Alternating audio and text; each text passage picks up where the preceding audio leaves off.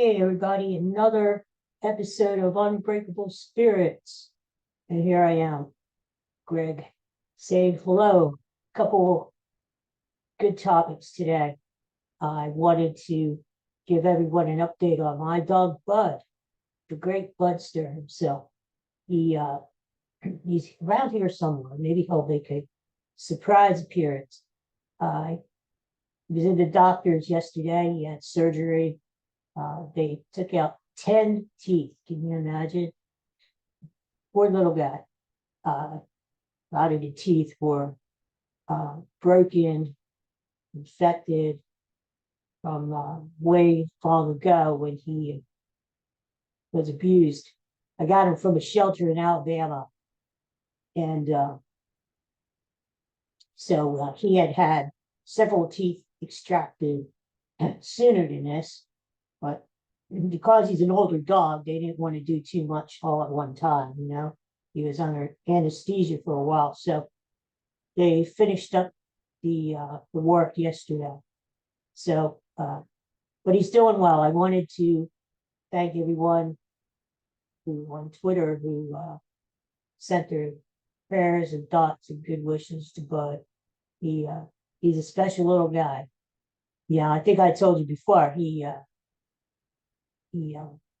We're together now. It'll be 10 years, and he will be 12, we think. Because he was dropped off at a shelter. They really don't know how old Bud is. Don't know when his birthday is. It could be today. But I got him because, the same week my mom passed away. I had a dog named Louie for 13 years. And Louie was a great guy too. And he got sick. He wouldn't eat, and he passed away actually the day after my mom's funeral. So, I didn't want to be alone. I lived alone, and it's not good. It's good to have company. It's good for protection, and I think you need time to grieve, especially after those two hits. My mom passing away, and then Louie. It's just, it's a lot all at one time. So sometimes you need something to fill the emptiness of your heart. And at the time, people at work were saying, "Oh, Greg, you need to get another dog. And I was like, "Nah, I don't think so. Nobody could ever replace Louie, blah, blah, blah." But they were right. I needed to have another companion in the life. So, the thing is, I looked around locally and looked to the local SPCA, different shelters, and dog stores, whatever you call them, Dogs R Us. And I don't know, I just didn't find the right dog. You have to have that. When you see the dog, it's right. But that's the one, That's the one who's been waiting for me. I've been waiting for him, her. And I don't know, I just didn't seem to have luck. Either the dogs were too big or whatever. So I don't know. Something made me come on the internet and look. So I went to this one site. It was just luck. How sometimes life is destiny and fate. It's just luck. So I ended up on this one site, a shelter in Alabama, and scrolling through it. A lot of cool dogs, There was this little guy, and they call him gentleman, Southern gentleman.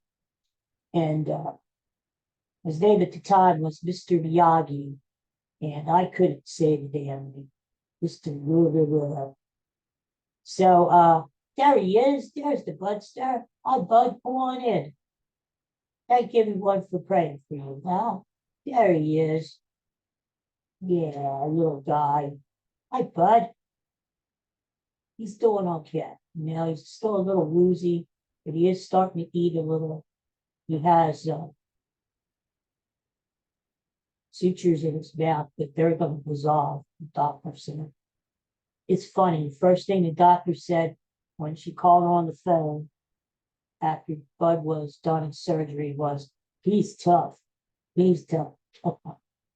So anyway, like I said, I got Bud. They brought him up in a white truck. Had to meet the adoption people.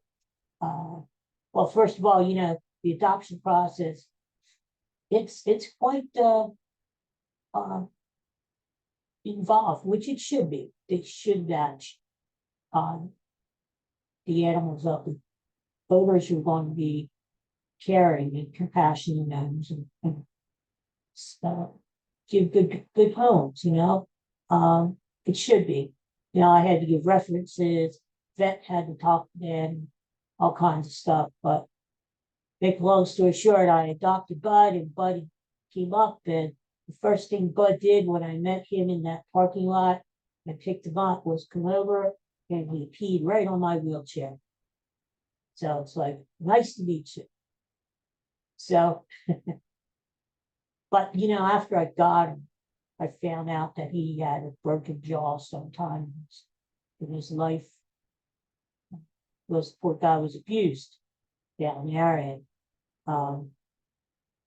but he really helped me a lot over the years because not only was I lonely and needed company and protection, but first winter I got him, and we got him in September. The next following winter, we had a real bad winter in Pennsylvania, snow and ice, and that was terrible. We had one really bad storm where I lost power for literally 5 days.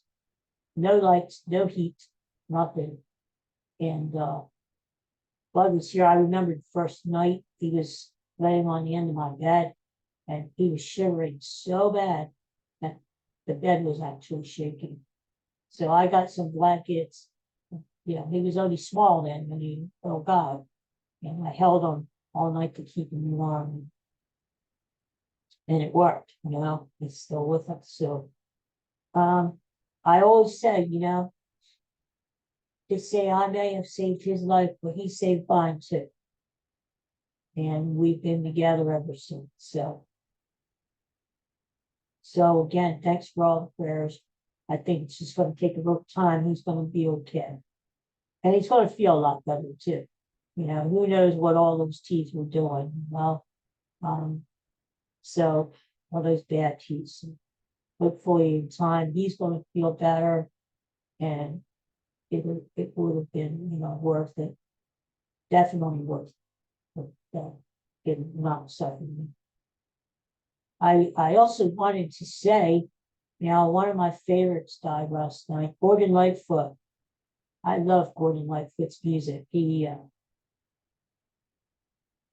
just the way I describe Gordon Lightfoot, I know he was one of, if not the greatest songwriter from Canada. And I'm sure Canada is mourning today. My condolences came up. I know there had to be just a great loss. I think we all kind of saw it coming. We all knew that he was failing, in the last few years. Here's a story. I went to see him last spring. First time I ever saw Gordon Lightfoot live. And like I said, I've always loved his music. One of those singer-songwriters that just, the best way I can describe him and his music is he's like a painter with music. He paints his music. His descriptions are so vivid and vibrant, and he's a storyteller. And if you listen to some of his great songs, they're all great. He just paints a story, and you feel like you're there. He really hits your emotions. So his music will live forever. But I couldn't believe that he came to my little hometown Phoenixville here last spring. He played the historic, beautiful Colonial Inn, and I couldn't believe it. He had a two night gig here in town. And boy, when I saw that he was coming, I just jumped on him and took to both nights. I just couldn't believe that he was here. What a legend, what an icon. And it was so good to see him. It really was, after all these years, to finally see for the Lightfoot. But in another way, it was sad because his voice wasn't what it used to be. And not only myself, but the audience, and it was a sold out 2 nights sold out. I think the audience thought the same thing I did. Wow, here's this feeble little guy up on stage, and at times he didn't seem like he knew where he was, and they had to correct him what song played next. And in a way, it was sad that to see that he was failing. But in another way, I gave him a lot of credit because he could have just sat home in his later years and not entertained his fans, not saw his fans, not that his fans get a chance to see and hear him, knowing that he wasn't going to tour too much more anymore, and just so in another way, it was cool to see him and hear him, even though he wasn't the same Gordon Lightfoot as I knew all these years. But in another way, it was sort of a lesson in mortality. It was like, nothing ever stays the same. Things change, and we are all destined for the same ending. We're all gonna pass away one day. We're all gonna hopefully get old. I mean, it beats the alternative, right? And as long as we're doing well and we're happy, and you know what? He was happy in what he was doing. Gordon Lightfoot was happy touring. He was happy singing. He was happy entertaining people. He was happy doing what he was doing. And you can't ask for more than that. So kudos to him. That's the way I thought when I left the theater. I was thinking about the show. I thought, well, maybe he didn't sound like he always would sounded like his records. He didn't sound. He was whispering, sort of singing and whispering, very, very softly. But he was doing what he wanted to do, what he loved doing, and he gave us a chance to see him. And so I'm just really happy that I went those nights. And the shows were great. I mean, otherwise, his songwriting is just tremendous. For my money, he's one of the best songwriters ever in the world. I saw a picture yesterday online. He and Bryan Adams, another Canadian legend. I love Bryan Adams too. Going to see him in June when he comes to Philly, and they're together smiling.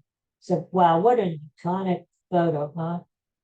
Not only two of Canada's greatest musicians and songwriters, but two of the greatest pop folk songwriters, singer-songwriters ever.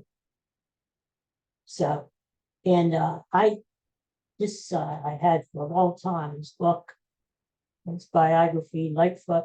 If you happen to find it, pick it up and read it.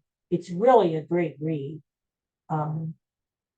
Here on the back it says Gordon Lightfoot's name is synonymous with timeless songs about trains and shipwrecks, rivers and highways, lovers and loneliness. His music defined the folk pop sound of the 60s and 70s, top charts and sold millions. He is unquestionably Canada's greatest songwriter and an international star who has performed on the world's biggest stages. And that's Gordon Lightfoot. And his story is really amazing. You know, he sort of cheated death a few times in his life. He had an accident. He almost drowned one time, very close. He almost had an accident on a train track. It was just amazing, some of the things that he defied. But, you know, in the end, uh, death kind of catches up to us all after a while, you know. But yeah, I tell you what, he got a full life, this guy did. And there are many comparisons. Bob Dylan, in fact, there's instances of Lightfoot and Dylan together, just playing music together. There was sort of a competition between them too, sort of a friendly competition. They were friends, but it was sort of a friendly competition. If Dylan heard that Lightfoot had a new album and wrote this new song, he would try to top it, and Lightfoot would try to do the same thing. And here, Dylan had some new music out. So it was really kind of cool. So that's Gordon. The final thing I want to say from today is Philly, go Sixers.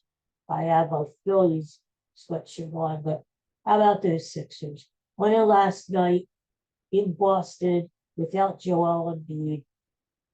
James Harden steps up and scores 45 points, like the James Harden of old, like when he used to play in Houston. And Sixers have a 1-0 lead in the series. Now, will they win the series? I don't know. I hope so. Maybe this is their time. Maybe Embiid will come back and help them. But I'll tell you what, give credit to the Sixers for fighting, for not giving up last night in a hostile environment in Boston. And wow, that Boston sports scene is really in shambles tonight. First, they have, you know, Bruins lose, choke, a 3-1 lead. The Bruins, who set all kinds of records in the regular season for wins and points, and they lose in the first round to the Panthers, who just about made the playoffs. Upset there. Bye, bud. And then the Celtics go down the first game to the Sixers. So, or Boston, you know, or beat. But anyway, kudos to the Sixers. I hope they play well for the rest of the series. But thank you, Sixers, for fighting hard, not giving up. And that's the epitome of Philadelphia sports too. You know, a lot of times we're underdogs, and but Philly sports fight. They're a lot like the city in this region. Very blue collar, very fight, don't give up. And that's cool. That's cool. So anyway, just wanted to give you an update about Boo, and talk about Gordon Lightfoot for a little bit and say hello. So I hope you guys have a great day, great next week. Next week, who knows, when will pop up again with another episode of Unbreakable Spirits. Thanks for watching. See you next time. Bye-bye.